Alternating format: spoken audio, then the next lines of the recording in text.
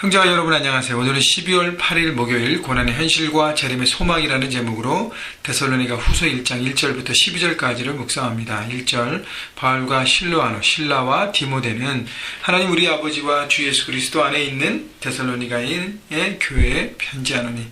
자, 바울의 사역팀 리더십에서 데살로니가 성도들에게 편지합니다.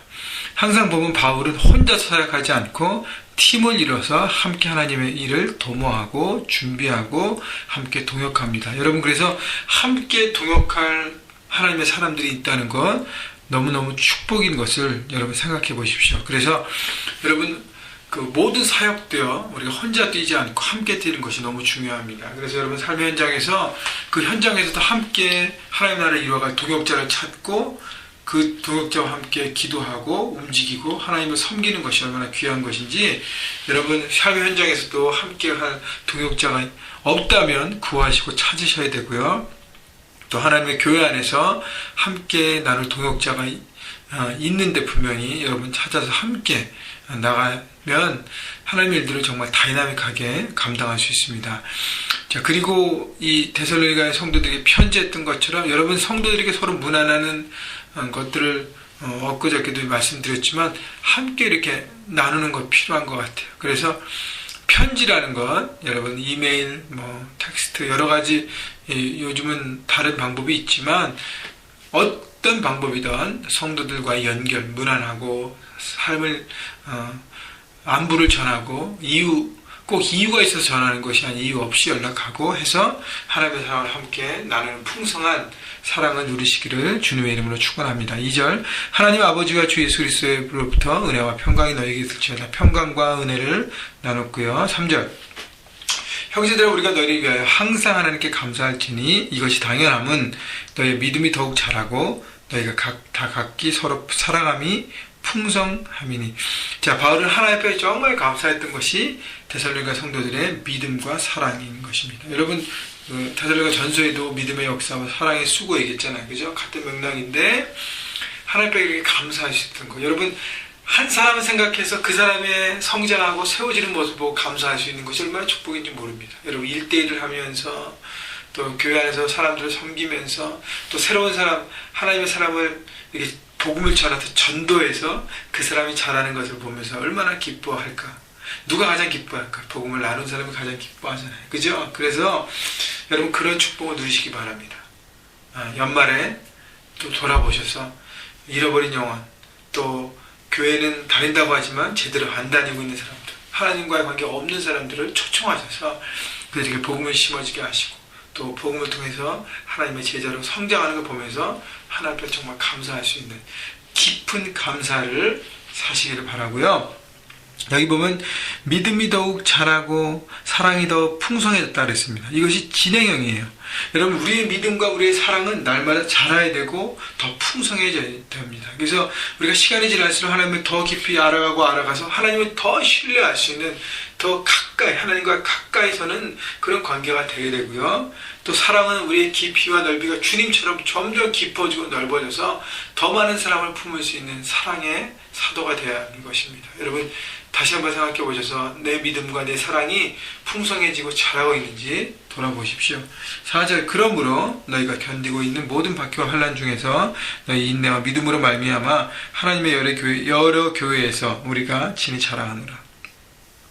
바울은 데살로니가 성도들을 다른 사역지에서 늘 자랑하고 늘 칭찬했습니다.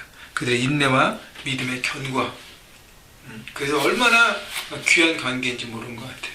여러분, 그래서 다른 사람에게 자랑이 되고 하나님 앞에 자랑이 되고 주님에게 자랑이 되고 주님 우리를 보실 때 남가주 형제교회 성도들은 정말 귀하다. 참 모범적인 교회고 모범된 성도들이다라고 주님의 칭찬을 받는 우리 모두가 됩시다. 이는 5절 하나님의 공의로운 심판의 표요 너희를 하여금 하나님 나라에 합당한 자로 여김을 받게 하려 함이니 그 나라를 위하여 너희가 또 고난을 받느니라.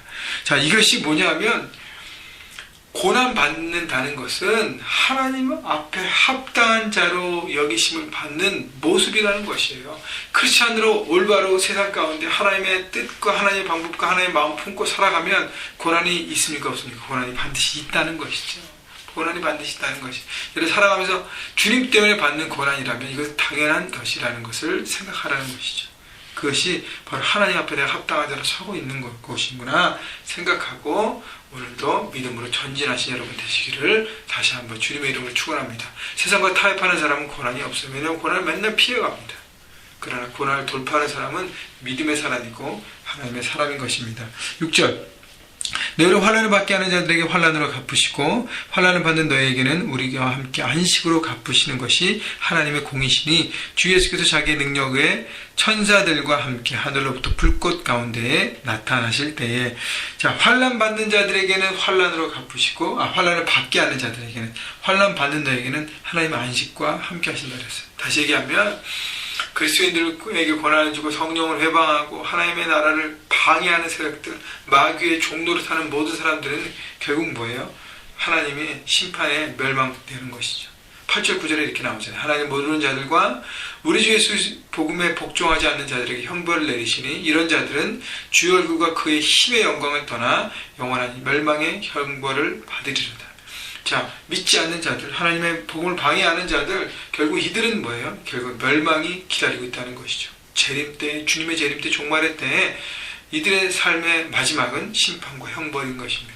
그러나 믿는 사람들은 하나님의 안식과 하나님의 케어와 하나님의 붙드심을 경험하는 것이죠.